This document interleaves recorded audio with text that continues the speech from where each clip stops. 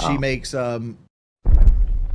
makes like video content of old games, like I'm sorry, Juggernaut. baby. Alright, if you're gonna have these conversations, can you please let me know? I'm sorry. Yeah. They're being insanely loud. I am. I'm sorry. I was too loud, guys. I gotta feel in trouble. I'm sorry. My wife wants to go to sleep. I'm sorry, guys. Well, that's why I was able to do a full playthrough of Hollow Knight, and that's why Slay the Spire did so well, but it's all on stream. And what I mean by that is, if you take a look at those other playthroughs as well, they also didn't do well on demand. RimWorld, are you kidding me? It's hard to get 300 views on a RimWorld video. I'm serious. But every time we play the game, people show up and hang out and have a great time and support the streams and say, yeah, keep it going. So I do. We have great times on those RimWorld streams. But it's just not for a huge audience. You know what I'm saying?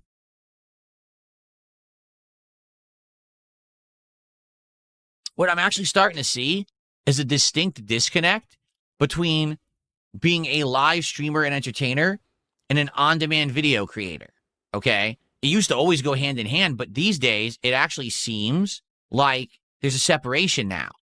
I can entertain a live audience and they love the content, but it's only maybe a few hundred people live. After the fact, will people actually watch that content? I don't know. Maybe some of the appeal of these indie games is that people are actually here to engage with me when I'm playing them, right? To help me with games like Hollow Knight, Slay the Spire, RimWorld. When I'm playing live, having that level of interaction, that's the appeal. And if you like it, then you support it. But if you're watching it on demand after the fact, maybe the entertainment factor is not there. I don't really know. It kills me because I love a variety of games, right? I loved Resident Evil Requiem. I thought it was a great game. There was criticisms I had of it for sure. I don't think it was flawless, but I really liked it, okay? I really like Hollow Knight. We're going to talk about that in a minute. But I also really like Slay the Spire 2 yesterday. They're completely different styles and genres, and I like being a variety creator, okay? I do. But for the fact that I put out the same amount of effort, right, into, say, the Resident Evil playthrough versus playing Slay the Spire, and then simply because it's Resident Evil, it gets the most views I've had in years on a playthrough. And then I play Slay the Spire, which is also virally popular, just like Resident Evil was, and almost no one watches it. But it's the same. It's the same effort. It's the same content, you know? I'm the same guy, the same gamer. Why did one get 10 times more than the other? Is there even anything that I can do about that? Probably not, you know? And the thing is, I think my only route to continued success is not to chase the big games, because frankly, the big games just aren't doing well anymore. Most of them suck. Can we be honest? Most of these big AAA games that have come out in the last several years just have not done well at all. Some of them are just underperforming garbage. They're slop. They're just another iteration of the same, or even worse than the last. Big budgets don't equate to success anymore. Capcom is actually the diamond in the rough here, where they put out Resident Evil Requiem and it didn't suck. It actually was a great survival horror game that was in line with Resident Evil. It hit it on all cylinders. You know what I'm saying? Like, most of these games that are coming out are not doing well. They're sucking. They're underperforming, and they're not worth anyone's time. If the future is indies, then I think I need to do that. I need to make a focus on that. I need to have people understand that the way forward with games is not to only play the big budget overhyped games, because they're just not that good anymore. All right. But that doesn't mean that I skip every one either. Like, I want to play the good ones, but I think it's more of, it's been such a long time that I have not played indie games, right? Haven't. It's been always a focus on AAA because that's what was on console. So that's what I played over and over again. That there's just a group of people that come back to this channel whenever I play something big and hyped. Like, for example, when GTA 6 actually comes out, whenever that may be, I guarantee you I will have huge views for GTA 6. There's going to be people who have not watched my content in years, and they're going to say, I want to see DSP play GTA 6, and they're going to come back just to watch that. And then they might not come back again for another 5 years. But that's how it is. People want to see the big titles and how I tackle them. The little ones are more for people who are big fans of mine, but they're not the mainstream audience. Do you understand? These are more the people that are going to come back every day because they just like me. They'd have me see me play Slay the Spire. They'll have me see me play a bunch of random indie games off Steam. They don't care what I'm playing. They just want to have a good time. So it's okay that a game like Slay the Spire isn't doing big numbers, but I just want to explain to you why it's not, because it's not what the kind of people, like the casual viewer, isn't going to come in randomly to say, oh, let's see Phil play this indie game. They don't even know what it is. You know, that's a dedicated PC gamer knows what Slay the Spire 2 is. And that's okay. All right? It is. It's okay. But the way to success is going to be finding the stream audience that likes what I do and will be here to hang out and support me every day, as opposed to trying to chase the big numbers. This is, I hate to say it, this is what Rings of Redemption just doesn't get, okay? Every day on his streams, he says, oh, I'm so upset because today on stream, I could only get like 200 viewers, and I'm really chasing 400 or 500, and I can't understand. The viewership doesn't mean anything, okay? It doesn't. It doesn't mean if you have 100, 500, 1,000, 10,000. It doesn't mean if you have 100, 1,000, 8,000, 20,000 views on a video, okay? What you need is an audience that is happy, an audience that is engaged, is liking what you're doing, is interacting with you while you're doing it, and will then say, hey, because I like this so much and I'm having a great time, I'll support it. A business that has 1,000 happy customers will be more successful than a business that has 100,000 unhappy customers. That's just the truth. But that's what a lot of people don't understand when it comes to content creation. They just chase the numbers, and that is a dead medium of success. It is. There's very few people who are ever just going to hit big numbers and stay there and always be on top just for the sake that they're popular. They do exist. You got people like Burnt Peanut right now that are smashing it every day with views just because they're popular.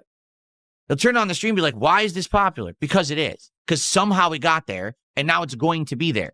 But most of us are never going to get to that level. Instead, we have to strive to find that niche, that little corner, that little group that we can entertain and have a good time with every day. And that's what we got to focus on. Providing maximum value and entertainment for those who like us. Not trying to appeal to the masses, because guess what? I'm never going to appeal to the masses. The masses are brainwashed against me, thinking that I'm some kind of a jackass who isn't good at games, who just sits here begging for money all day. They all believe that because they don't watch the content. They just watch the highlight clip because they're ignorant. The masses are ignorant, okay? You're never going to please everyone. But what you can do is find those people who are willing to give you a chance, who are willing to see the real you, to actually watch the content you put out. And if they actually like it, focus on them, make them happy, success. That's how I'm crushing it right now. Exactly right. That's exactly how I'm successful right now. And that's what I have to keep doing. So, if I play Slay the Spire 2 and we're getting people on the stream and the people are having a great time and they're supporting the stream, then I'm going to keep playing it. I don't care that the video's got 300 views on them. Fuck it. Let the masses go watch the fucking guy who looks like a cartoon dancing around acting like a fool, and then they go to X and they laugh at a fucking dumb meme about me, and then they go to Reddit and little drool comes down their mouth, and then they start typing on Reddit and they look at the new news. Oh, this is what I'm supposed to think is news today because it's on Reddit. And then they go to Instagram and they watch some fucking influencer sell them product and they give money to an influencer, right? And then they go to fucking TikTok and they do a TikTok dance. These people are fucking monkeys. No one should care about them. There's millions and millions of them. They mean nothing. What I care about is the intelligent people who are watching me and actually care about me and want to be here every day to have a good time. People who have a few brain cells that fire every day and they feel like using their heads rather than just being a fucking automaton in a big construct that's just there to pump money out of them. You see? Smart people. That's the kind of people that I like spending time with. There just aren't a lot of them these days. Okay? So for the smart people who actually like content for what it is, come on by and enjoy Slay the Spire 2 later in the week. There probably won't be a lot of us, to be frank with you. And certainly it's not going to be a mainstream appealing game like Resident Evil Requiem was. But I think we're still going to have a good time with it. And I'm going to continue to try to entertain that audience that's going to allow me to be successful. Okay?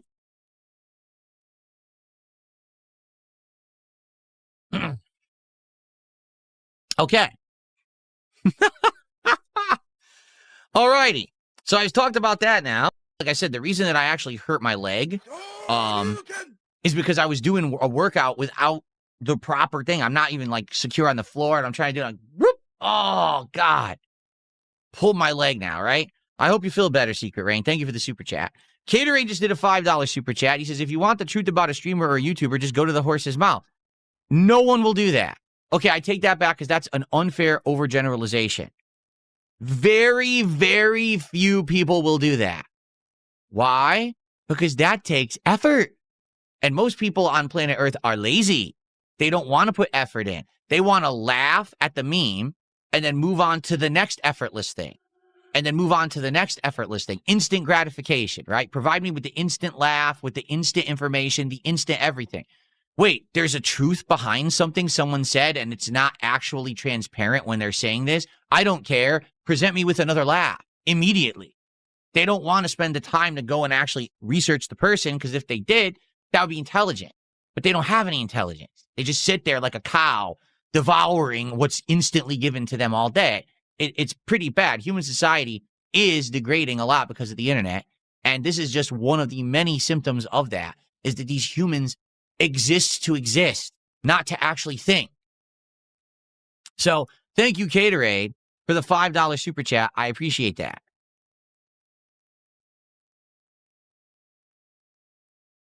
Being a popular on-demand YouTuber, okay?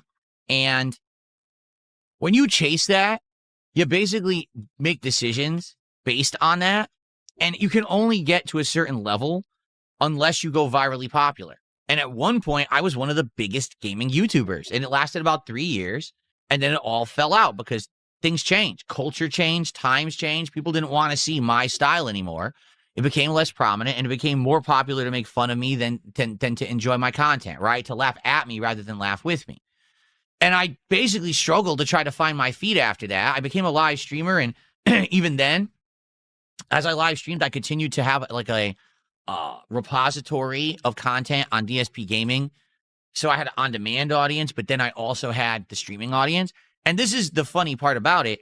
There are so many people who are just stunted in the head because they go to my channel, and as a way to like naysay me or talk down to me, they say, your views are bad. Those are my on-demand views. The on-demand views, yes, they're supplemental income for me. That's not my focus. I don't make on-demand content. I'm a streamer. The whole point of me making this content is that I entertain the live audience. Now, for those of you who still watch my content on demand, thank you. You are still a major part of what I do. That's why I put the effort into the on-demand content. This is why I break out the videos into topics, like the podcast is its own video. This part of the playthrough is its own video with a thumbnail and a title. I go that extra mile because I do recognize the reason I ever had any kind of success on the internet is the on-demand audience. I'm not going to ever abandon them, especially the hundreds to thousands of those of you who've been with me along for this journey, and you still here every day watching my stuff, supporting me in the ways that you do. Okay? But at the same time, I have to evolve. I can't just do the same thing forever and expect success. Sadly, I feel like that's what the rut that Wings of Redemption is in. He still thinks somehow one day his numbers will increase and he's going to blow up and he's going to get that popularity on something he does. He's not going to. He's not. And I kind of accept that too. Listen, every once in a while, I'll have a Resident Evil Requiem playthrough. Every once in a while, there'll be a GTA 6. And then all of a sudden, my channel will get a burst of success again. But outside of that, it's going to be fleeting. I'm never going to be one of these giant streamers. I'm never going to be an Asmongold. I'm never going to be a Burnt Peanut, right? I'm not going to be a Moist Critical. It's never going to happen. So instead of chasing that nonsense, I'm just going to do me. I'm going to play stuff that I like. I'm going to try to focus on an audience that likes that core content that I put out, and then just be successful with a smaller group of people. Right now, and I've said this before, I'll say it again. I am more successful right now than I was when I was an on-demand YouTuber and I was prominent back in the day. I mean that. Right now, I'm in a better position now than I was back then. But people don't want to believe that, but they're idiots. They're jealous morons. They want to sit on the internet and laugh at the meme and believe that DSP is down, bad, and broke and a begging bum and all of this. None of it is true, but they feel better about themselves to believe that. Because I have changed my strategy to focus on the individual who likes me and to do the content that people will be here and engage and support, I'm successful. I'm happy and I'm doing well for myself. But they don't want to swallow that pill because that means all the hate that they've thrown at me these years was all for nothing. Oops. That's right. You wasted your life because you're a loser. And the earlier that they accept that, the better. Because if they look in the mirror and say, I'm a loser, then they'll say, I want to do something better for myself. Let's stop with this nonsense of wasting all my time on the internet, crapping on people and laughing at memes, and instead actually doing something productive with my life. The problem is we have millions of people on the planet that don't realize they're fucking losers. They actually think they're like important because there's another 10 million losers just like them on the internet that share their same life experience. They need to stop with this bullshit. Stop crapping on others. Stop sitting there being toxic and instead go do something positive in your life. So anyway, for me, I've changed my attitude as a creator and it has worked. It has absolutely worked. Things are better and getting even better. And that's a good thing. That's a very good thing. So thank you for those of you who are here enjoying every day. Big Mac, I'm not talking about detractors. He said, stop talking about detractors. I'm not talking about detractors. I'm not. I'm talking about the idiots who look at memes all day. Moronic misinformation, and they think that that's fucking important stuff. It's garbage. They're just dumber for even looking at it. They're that fucking stupid.